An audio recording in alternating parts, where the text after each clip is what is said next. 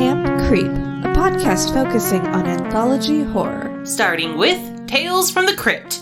I'm Camp Counselor Lauren Jewell. And I'm your least favorite camp counselor, Tish Delano. All right. Hey, what's up? Hey. Happy Tuesday. It is a Tuesday. In case you didn't know, we record on Tuesdays after work. Because Mondays are terrible. Mondays just don't exist. I actually had a phone call with one of our long-term clients today that Mondays don't need to exist, and nor do Fridays. Agreed. Totally agree. I'm so down for the 3-day work week. Right? Like, we can...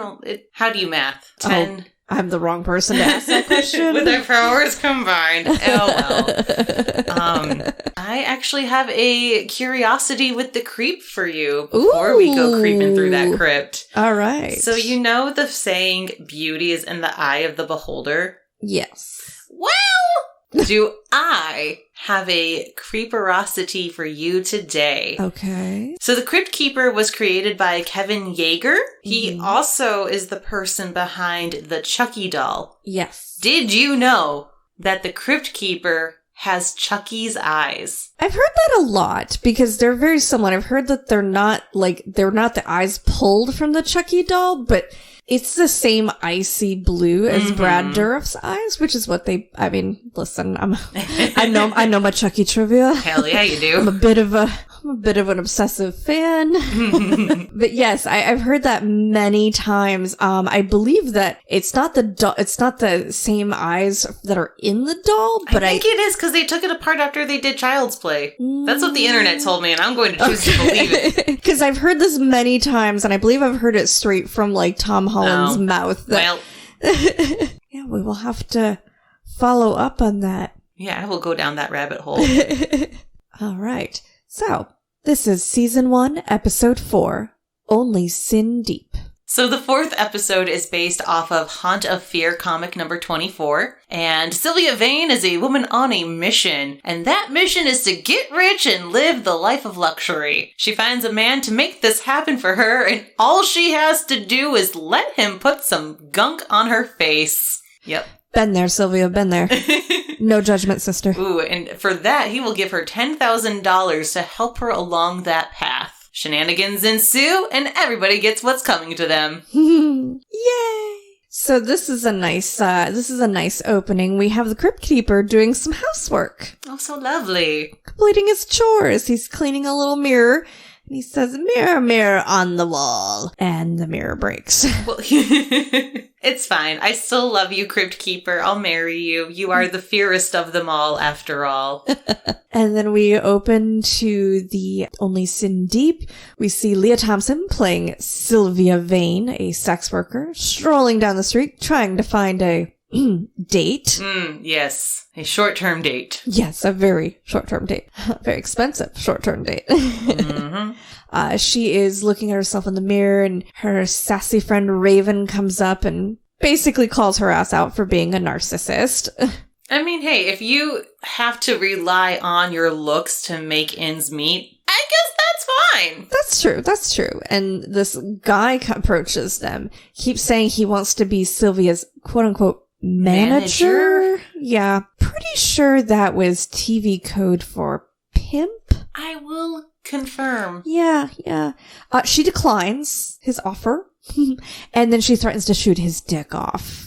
She set a boundary. She did, and she was prepared to enforce it. I dig that, Sylvia. I dig that. But yeah, he's very clearly a very garbage human being. And then she and Raven spot this limo, and this rich guy and his gorgeous date get out. And Sylvia wonders what she got that I ain't got.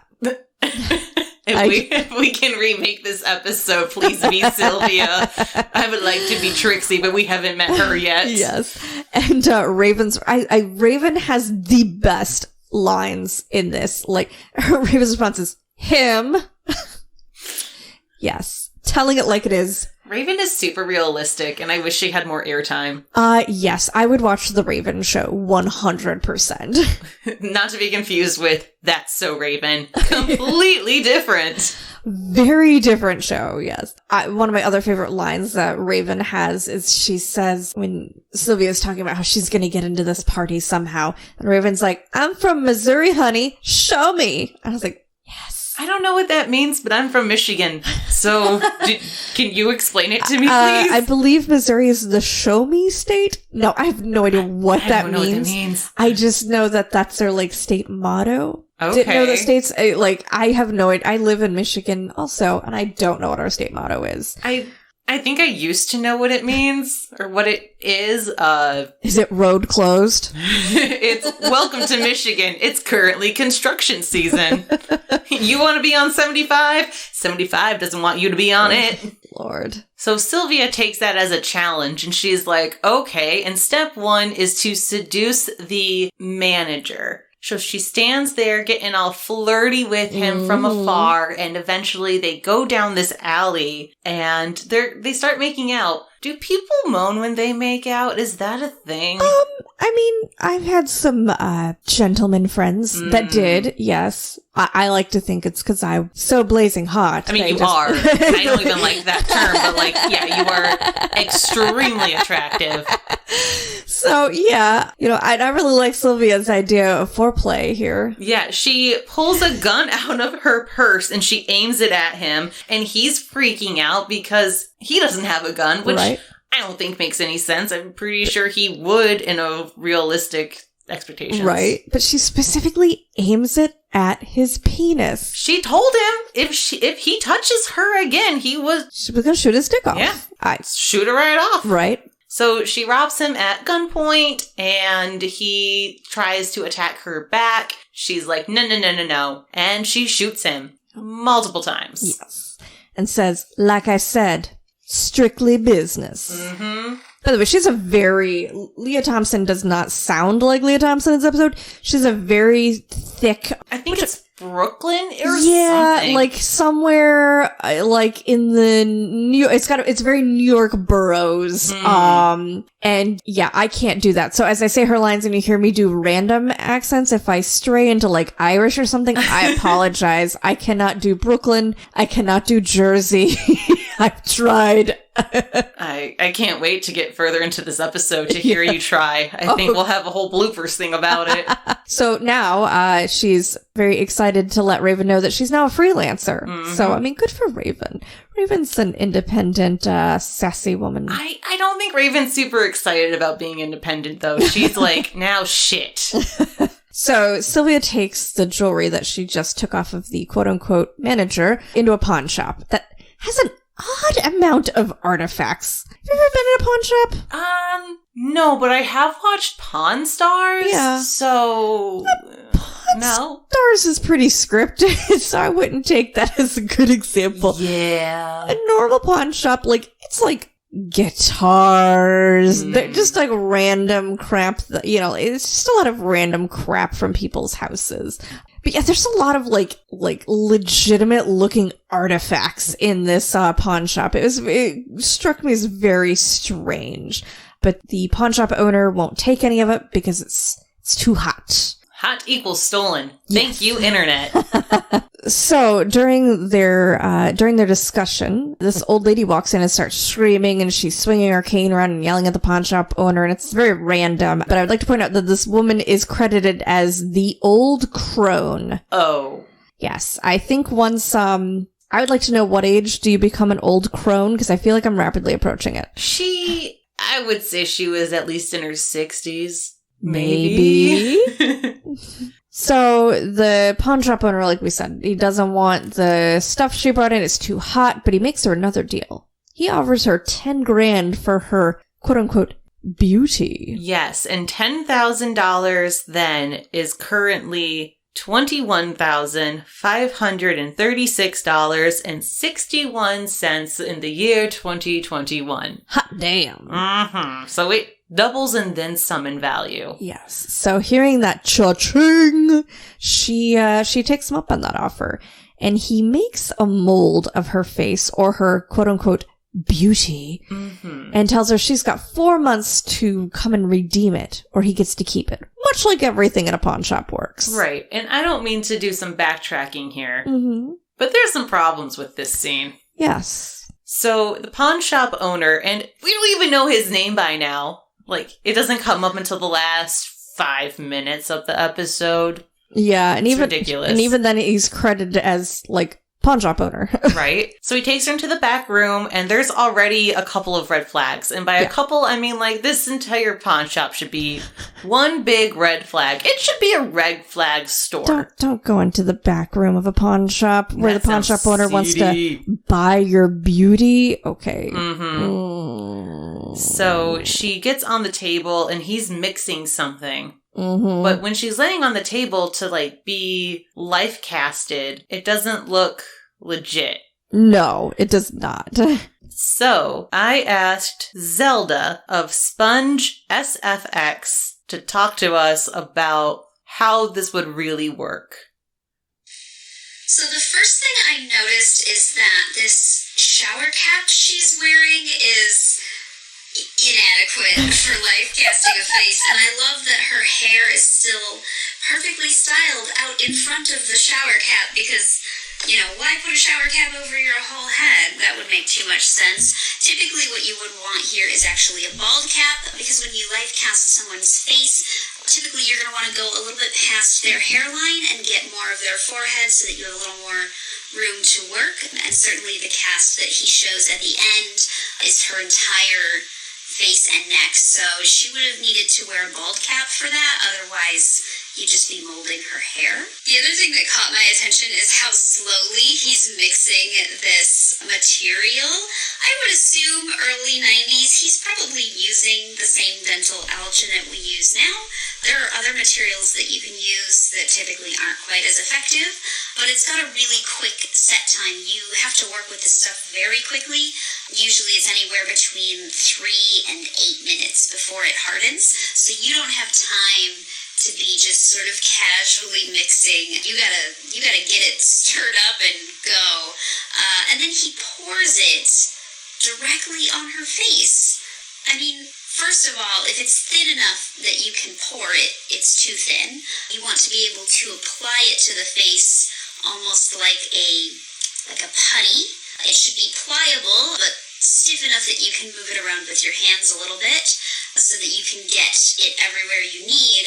And then, of course, with no protection around her nose or anything like that, you're just going to make a mess by pouring a runny liquid on someone's face. So I would have wanted that to be just a little bit thicker. And then, right, like you said, she walks out with a full face of makeup and a perfect head of hair, so I don't know if she had all those things with her and just stepped into his bathroom or something, but you're definitely not going to come out of a life cast with a full face of makeup. Ideally, you would want to remove that beforehand, but if you didn't, then the alginate would certainly remove it for you.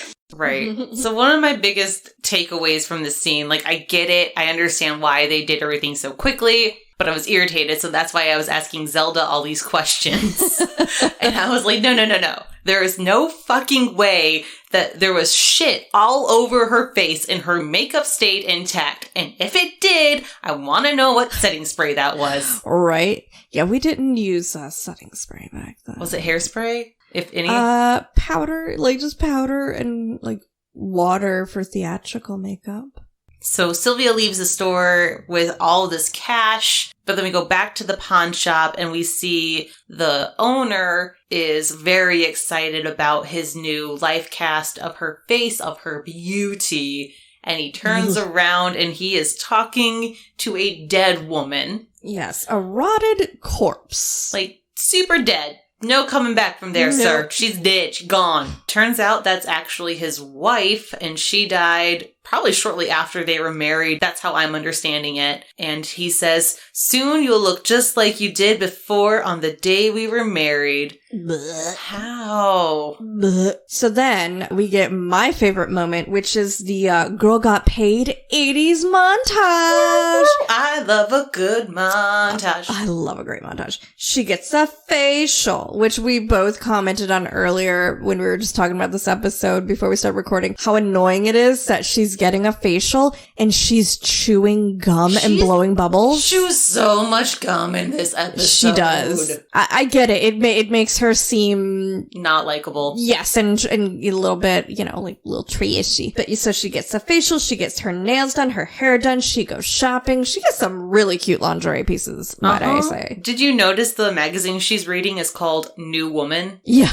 Loved it. Because she's a new woman. Mm-hmm. She's rich now. But the 80s fashion. Ooh, some of that stuff, yeah. But no, that dress that she puts on at the very end of the montage. Oh yeah, I want that. I want that in my life so bad. Yeah, with the matching gloves. It's like is it vinyl or satin? I couldn't tell. I thought it was leather. Yeah, I don't know, but it's stunning. So next we cut to Raven, who is outside looking at the fancy building, and a limo pulls up, and she sees Sylvia get out of the limo and walk up into that swanky rich person apartment building. And Raven's like, what the actual fuck just happened?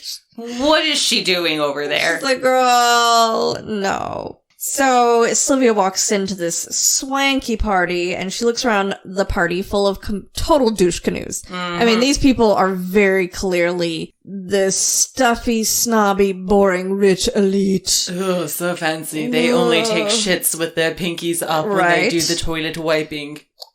And she spots her target. There's this really good-looking, very rich-looking blonde guy, Mr. GQ. Mm-hmm, and he's there with a date, but then he ditches his date to come over and talk to Sylvia. Sylvia, honey, red flag.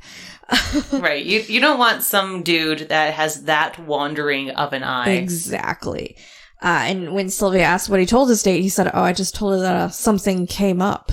Sounds like a cheap sexual innuendo to me. Mm-hmm. And their conversation is full of sex puns and innuendos. I think that's technically all this episode is sex puns, which I kind of appreciate as a pun person, but when you throw sex into the mix, I don't know anymore. Right. And so he introduces himself as Ronnie Price, and obviously it's his party. And he says Price as in everybody has theirs. And she's Sylvia Vane, like the weather.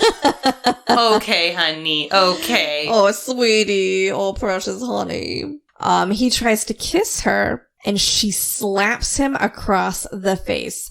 Yes, sis, enforce those boundaries. Require consent. Yes. Like, there is definitely some hardcore flirting happening between the two, but yeah, like, you need the permission to kiss somebody. Right. And so Ronnie is pissed that she slapped him. Yes. He's like, what the fuck? Yeah.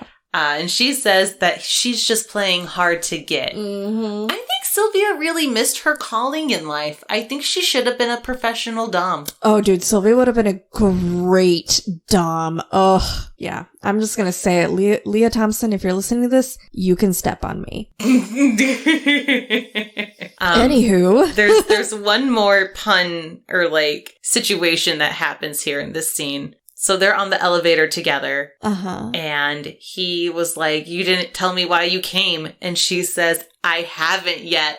I was screaming. Oh my God. Yeah, this episode has the best dialogue. Like I said, every one of Raven's lines is gold. These puns and innuendos are it's just pure magic. I love it. And Sylvia tells him, I'm the girl of your dreams. And they leave together. The scene blacks out, and then the next time it is 4 months later, and she's in a luxurious bubble bath. Like, first off, how deep is that tub? Because you can't see anything, and I'm insanely jealous.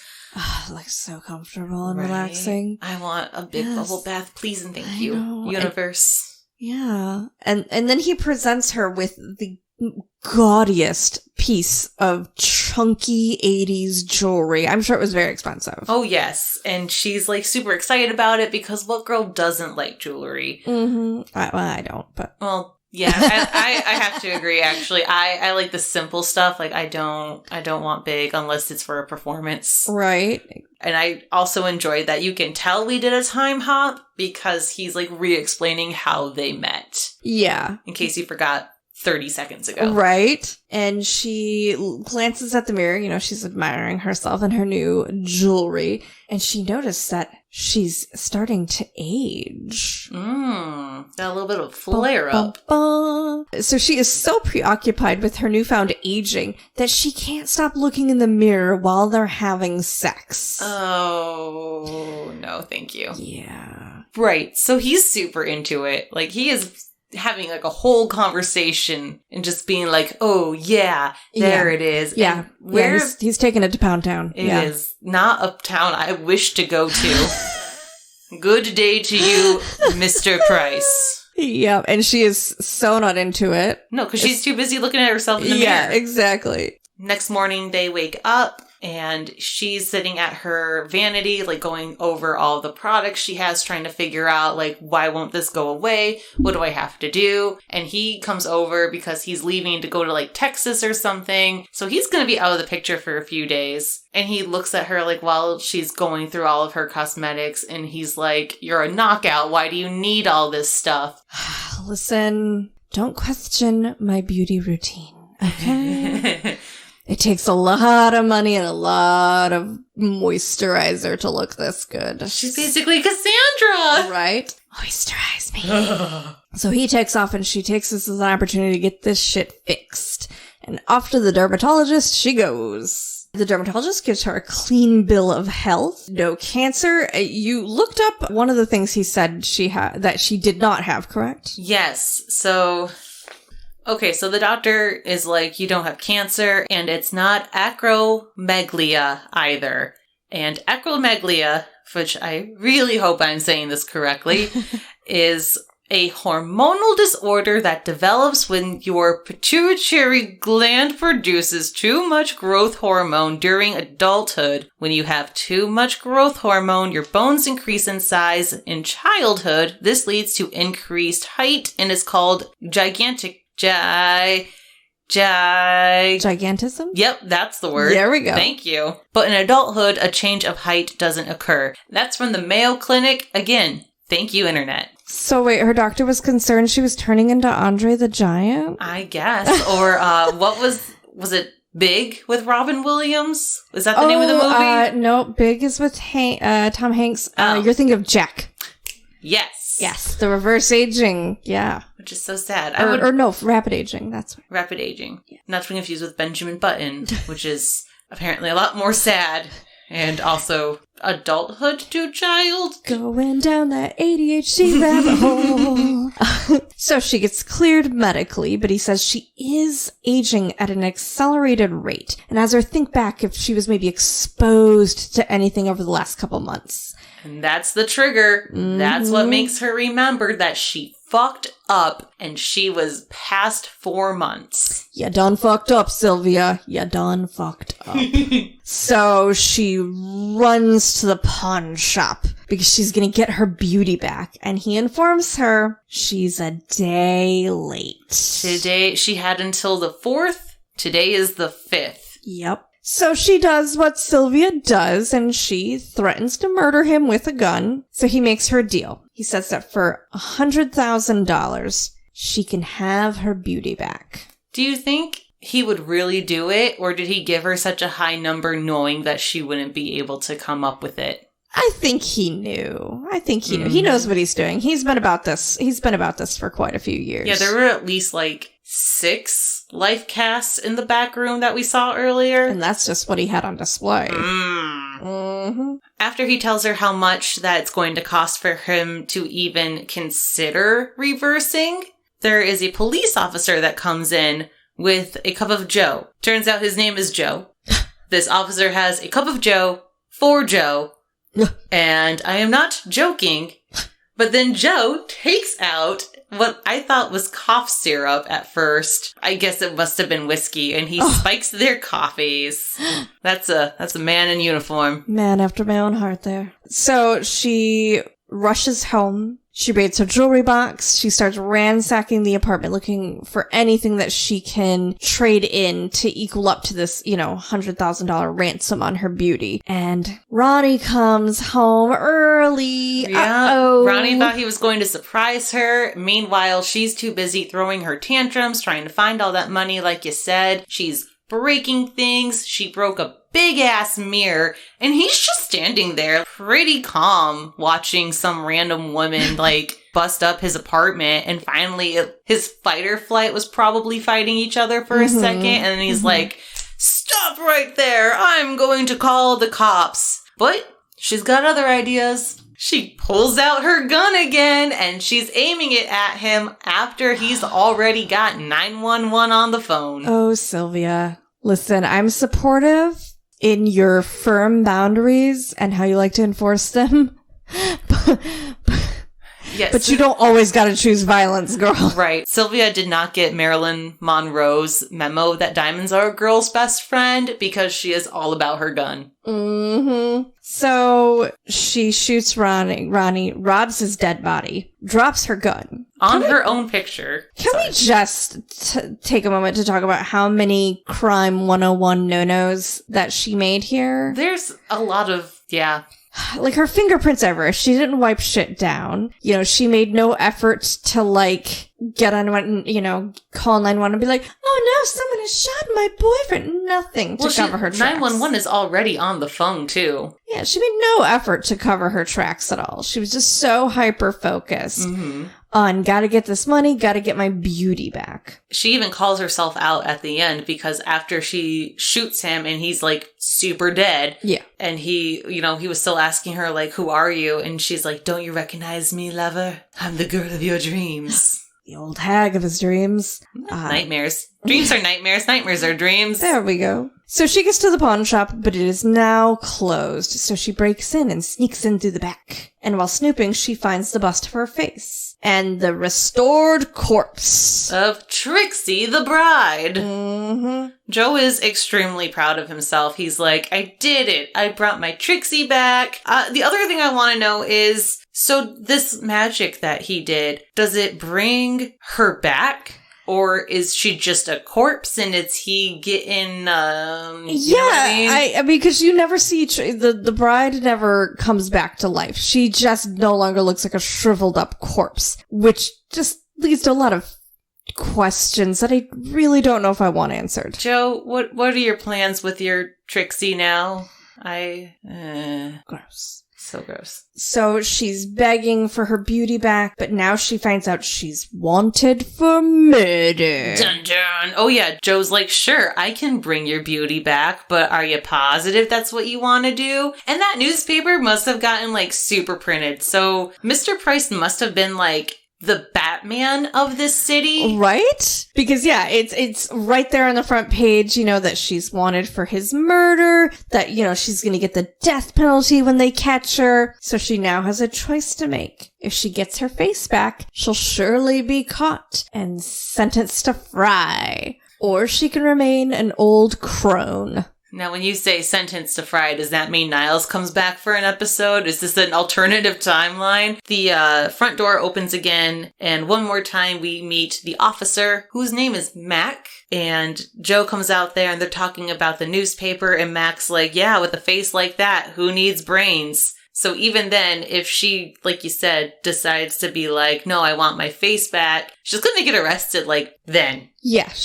her face has been widely circulated.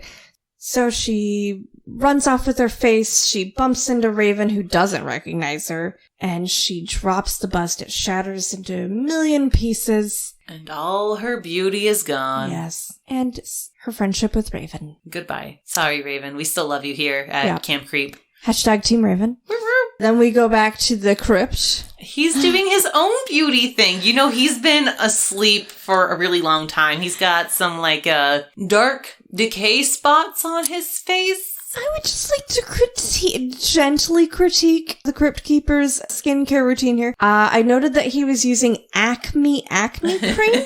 And frankly, acne creams can be quite drying. I think the Crypt Keeper is dry enough. I would go with a nice, like, decadent moisturizer. I think, you know, getting some moisture back to that face. Basically, what we're saying is, hey, Crypt Keeper, do you want to come have a spa day with me and Tish? Spa day with the Crypt Keeper, I'm on board board. Yes, I would love that. We'll have cucumbers on our eyes. Yes. Oh, it'll be a tasty snack for later.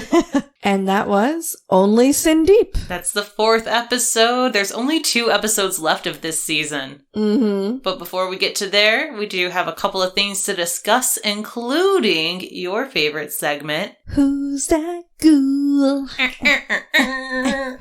We're gonna have theme music one day for this. Yeah. Hey Earthlings! If you enjoyed today's discussion on special effects, you can find my work at spongesfx.com or on social media at spongesfx. On August 1st, I'll be starting Project World Builder, a 365-day endeavor in building my portfolio and losing my sanity. At the end, I'm hoping to get my dream job, so come join me on the journey on social media or go to projectworldbuilder.com. So, who's that ghoul? So this episode was directed by Howard Deutsch. He is very famous for directing 80s classics such as Pretty in Pink, The Great Outdoors, a John Candy classic, and Grumpier Old Men, the sequel to Grumpy Old Men. Listen, Grumpy Old Men is a classic. Don't judge me. I haven't honestly seen any of those. I think I've seen parts of Pretty in Pink. I'm going to be honest. I'm a really bad 80s kid, and I have never seen Pretty in Pink. Even though I know what happens in it, because you kind of couldn't live through the 80s without knowing the plot of Pretty in Pink. Mm-hmm. I've seen every John Candy movie in existence, so obviously I've seen The Great Outdoors. Grumpier Old Men, of course. Mm-hmm. Yeah. Fun fact, Howard is married to Leah Thompson. That lucky bastard. Right? And it made her love scene with the gentleman who played Ronnie, played by Brett Cullen, very awkward. 1, because she's really good friends with Brett. Mm-hmm. And 2, her husband is directing her sex scene. Maybe that's why it was so ridiculous. So very awkward. I'm sure he was very, very much enjoying how much she was not enjoying that sex scene. And then we have Leah Thompson, aka Sylvia Vane. Leah Thompson, I'm sorry, I don't know what to tell you if you don't know who Leah Thompson is. Leah Thompson got her career with Jaws 3D. 3D? Yeah, it's Jaws 3, but it's in 3D. It is it's a terrible movie, but a wonderfully terrible movie. I love the whole Jaws franchise. She was also in Red Dawn. She was in all 3 Back to the Future movies. There's only 3? Yeah. I really thought there were like 5. Nope, there's 3. Well, it ends with, there's a video game that furthers the story, but she was also in Howard the Duck. I have seen Howard the Duck, and I am only picturing the weird-ass sex scene right now. Yep. My fun fact about Leah Thompson is that Leah Thompson, in the beginning of her career, did 22 Burger King commercials. 20? Like, what? Yeah, Leah Thompson did 22 Burger King commercials at the beginning of her career, including, apparently, a very popular one. It was a Christmas commercial that also starred Elizabeth Shue and Sarah Michelle Gellar.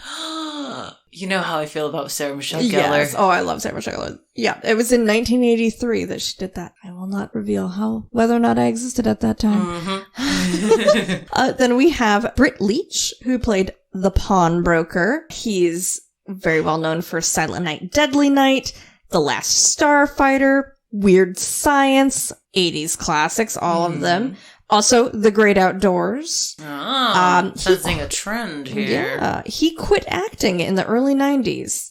And then after that, he published some magazine and writes poetry, apparently. Oh, that's really lovely. Yeah, isn't it? Okay. I was like, that's the life. His little fun fact is that he once shared an apartment with Jim Morrison of The Doors. What? Yeah. Then we have Brett Cullen, who played Ronnie. And those of you in the nerd realm will know him as Barton Blaze in Ghost Rider. And he also played Thomas Wayne in Joker. The new Joker? The one that just came out like a year or two ago? Okay, I have seen that. I guess we're all on a list now because we've seen it. Yes. And he has lots of he has had a lot of recurring roles on television, including Lost, Desperate Housewives, The West Wing, Ugly Betty, Damages, The Blacklist. His fun fact, he was in a Meatloaf video.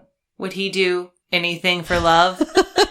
But he won't do that. And then finally, my favorite, I Stan a Queen, Pamela DePella, a.k.a. Raven. Ooh, what else was she in? So she had reoccurring roles on The Bold and the Beautiful and The Young and the Restless. She played a teacher in Superbad, and she seemed to kind of stop acting in 2012. It truly is a shame she didn't have a bigger career. She won all kinds of acting awards, as a student in high school.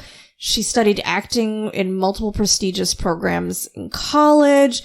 She seemed like a rising star. But it's not all doom and gloom, because after she kind of wrapped up her acting career, she started a career as an audiobook performer. Oh, okay. Is there a list on what she's audio booked, narrated? That's the word. I could not find that. Damn it. That was not included in IMDb, but I plan on looking it up because I love her. Mm-hmm. Also, she is a professional Afro-Arabian belly dancer who performs under the name Dangerous with a Z. Okay. All right. Again, I'm going to go down this rabbit hole with you. I was like, I feel connected to you already just based on your character. I love you. I'm obsessed with you. Can we be friends? Find their social media and we'll reach out, send her this episode and be like, we really, really, really like you. Pamela, if you're listening, I thought your performance was amazing as Raven. You stole the show. I think you're incredibly talented. I think you deserve more credit than you got. Be my friend. And that wraps up me stalking celebrities. I love it. All right. So after all that, did you like this episode? I did. It wasn't like... it wasn't, it wasn't very like horror heavy, but it had I love a good morality tale, and I love it when somebody gets their comeuppance. Oh yes. I also really liked this episode. The parts that made me the happiest, I think, was the score for it. Yes. The music covers up the gunshots a little bit. Like, it blended into whatever the, tempo was or whatever. When she goes to the fancy party, the way the music sounds, I don't know what instrument that is, or if it was a special effect, or, I'm sorry, a sound effect, but it sounded like a cat growling because she was on the prowl. Nice. It made me so happy. Yeah. The creepy music anytime Joe, the pawn shop guy, showed up. Beautiful. Yeah, I thought it was a very well done episode. Good acting, good writing, good direction, all around. 2 severed thumbs up. I would even find some extra thumbs for this episode. If only I knew where.